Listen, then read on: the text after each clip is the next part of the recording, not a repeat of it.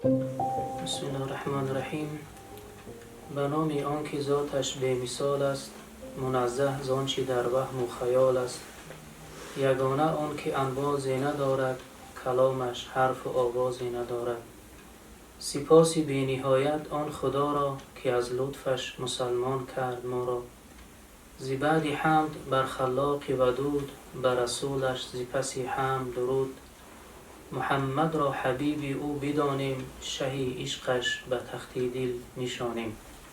یکی از عامل‌هایی که روان انسان و روان فرزند را بسیار یک صدمه خیلی مدهش و صدمه خیلی هلاک کننده میرساند، این ارزش سخن فرزند را نادانستن است. عزیزان میگن، یعنی وقتی که فرزند میآید یک چیزی را پیش تو میخواهد عرض بکند، یک چیزی را میخواهد پیش تو شما حکایت بکند، یک چیز را میخواهد پیش شما قصه بکند، شما با سخن او ارزش بدهید، ارزش بگذارید و وقت جدا کنید، سخن او را گوش بکنید و او را دل سرد دل شکسته نکنید، به اهمیتی نکنید که این کودک است که چیزی نمیداند، چیزی نفهمیده است. این در سبب پیشرفت یک فرزند بسیار یک صدمه بزرگ است که آن فرزند خود را حقیر میحسابد، آن فرزند خود را تنبل میحسابد، خود را پیشرفته نمیحسابد.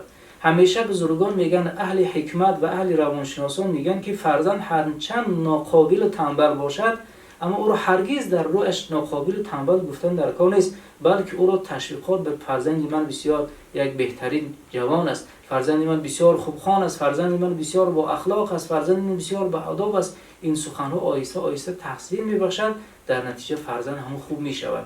چون که وقتی که همیشه فرزند رو ما بعد گفتیم تو کسی نیستی، تو چیزی نمیشوی، تو بد اخلاقی، تو بی ادبی، آهسته آهسته هم فرزند میگه خیر من همین شخصیت مرا شناختن اینها، خدا مرا چنین کرده است، دیگر همون کار خودش رو انجام داده رفتن میگه. اینها بسیار در یک تربیت فرزند بسیار یک خیلی صدمه بزرگی نشان میدهد.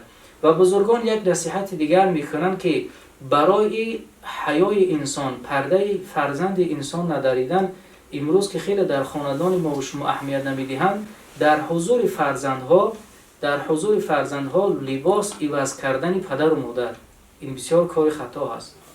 در حضور فرزند باید پدر و مادر لباسهای تحپوش خود را عوض نکند، چون که اگر چشم فرزند هرچند خوردم که باشد، وقتی که در بدن عریان پدر یا که در بدن عریان مادر میرسد، این پرده حیای فرزند را بسیار میدراند. در نتیجه فرزند بسیار بی‌حیا میشود و جرأت میکند به کارهای بی‌حیاگی. حتی بزرگان نصیحت میکنند که فرزند در داخل خانه هرگز باید عریان نگردد، هرگز باید بی لباس نباشد، بی لباس تحپوش هم باید نباشد.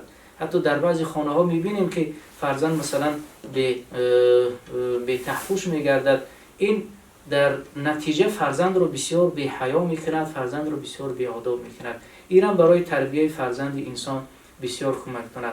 اکنون وقتی که در حدیث رسول خدا علیه السلام آمده است که کلکم راع و کلکم مسئول عن رعیته و المرء راع و هو مسئول فی رعیته، گفتن هر یکی از شما گفتن به مانند چوپان هستید و از زیر دستان خود پرسیده میشوید در خاندان خود. از فرزند را از خوردنش، از پوشیدنش، از جای خوابش، از تمام حرکتش، از تمام حالت زندگیش پدر و مادر باید مراقب باشد، از دوستانش باید مراقب باشد.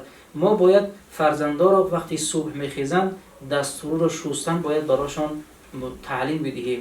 خوراک خوردن، حتی متاسفانه بعضی از خاندان رو وقتی عرض می شود، شکایت می شود، پدر البته وقتی که در بیرون در سر کار است، در جای دفتر مثلا کار میکند، وقتی خانه می آید بسیار مانده شده است، فرزند با یک هوس آرزو میخواهد بیاد در حضور پدر، در آغوش پدر بدراید.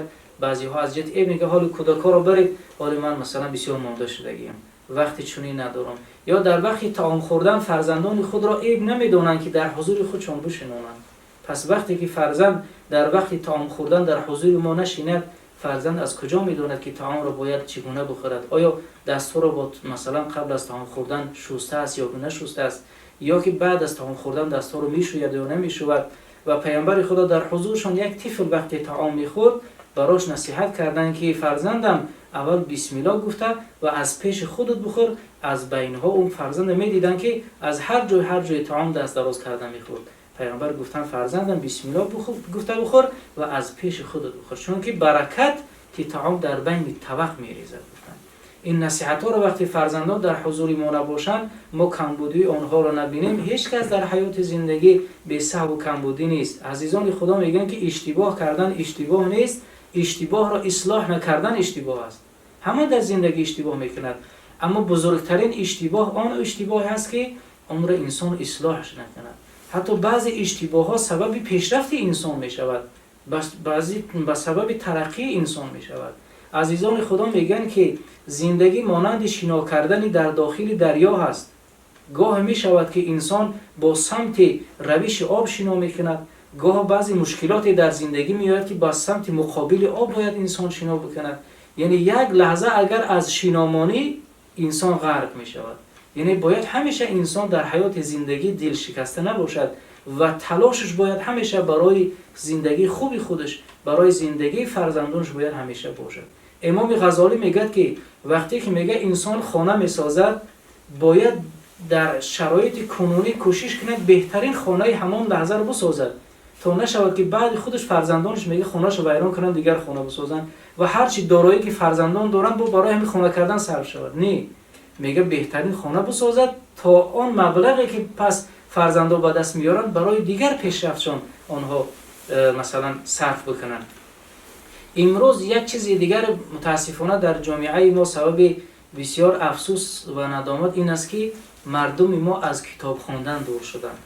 هیچ خانه داخل نمیشین. وقتی که بعضی خانه های برادران خانه نو میسازن، میگن از خانه ما دیدن بکنین، خیلی میگن اینجا جای خواب است، اینجا جای خوابی فرزندا است، اینجا جای مثلا طعام خوردن است، اینجا جای قبول مهمانا است، اینجا جای دم گرفتن است فلان، اینجا جای تمرین مثلا مشق کردن است. اما متاسفانه نمیبینیم که یک خانه الهیده کتابخانه کرده باشد که در آنجا چند کتاب در آنجا جمع کرده تا خودشو برای فرزندانش چیزی خوانده باشد.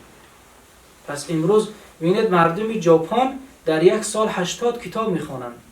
در یک سال حتی در سخت‌ترین لحظه ها مکتب هاشون تعطیل نمی شود. چقدر زمین لرزه ای که در آنجا زیاد می شود، در زیر خیمه ها درس میخوانند، مکتب ها را تعطیل نمیدن.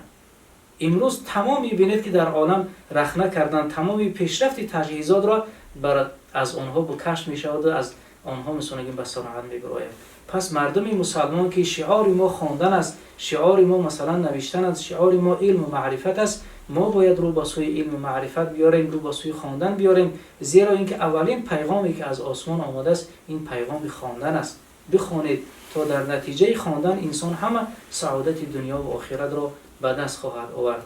و در آخر نصیحت ما همین است که باید که در زندگی مسئولیت شناس باشیم، قدر فرزندها رو بدانیم، برای تربیت فرزندها همون چگونه ای که برای لباس آنها اهمیت میدهیم، قبل از همه برای خوردن آنها اهمیت بدهیم، زیرا که امروز چقدر موادهای زیادی هست که اکثریت آنها ضرر آور هستند. ترکیب‌های در آنها چیزهایی هست که شاید برای فرزندها ضرر آور باشد. هر چی که برای فرزندها در مسائل خورد و خوراک میاریم اهمیت بدهیم، در ترکیب آنها چیز است تا در رشد و نمای فرزندها، زیرا اینکه آینده یک جامعه فرزندها جوانان هستند.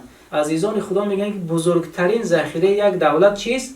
نمیگویند که پول و مال او است، نمیگن کوههای طلای او است، معدنهای زیر زمینی او است، میگویند که بزرگترین ذخیره یک دولت جوانها هستند. زیرا اینکه بخوایم نخواهیم آینده ملت در همان دست جوانان میافتد. اگر جوانها با شعور باشند، با عقل باشند، تشخیص بکنند خوب را از نیک و بد، صاحب علم و معرفت باشند، همه ذخیره همان دولت را نگاه بین میکنند و را انکشاف میدهند. اگر فرزندهای به خدای نکرده ناقابل باشند، نااهل و ناعلم و به معرفت باشند، اگر یک دولت هرچند صاحب و مثلا ذخیره های زیاد باشد، در مدت کوتاه همه او را با نیست و نابودی میبرند. پس بزرگترین ذخیره یک دولت فرزندان ما و شما بودند. اگر خدمت ملت بخواهیم، خدمت وطن بخواهیم، باید که فرزندان را در علم و معرفت تربیتشان بکنیم. متاسفانه وقتی که یک مرغ در خانه ما اگر نبیاید بگاهی، ما از قفای جستجو هم میشیم که همین مرغ کجا شده باشد. اما فرزند ساعت 1 و 2 شب در خانه نیست، پروا ندارد پدر و مادر، میرود در اتاق خانه خودش خواب میرود، اتاق خوابی فرزندش مثلا نگاه نمیکند که آیا فرزندش در جوگه خوابش هست یا نیست. پس می‌بیند که 2 روز بعد قطعی 3-4 اوباش در یک کار جنایتی دست داشته، پس پشت در مثلا ملیسه خانه و دیگر جاها رو میگیرد.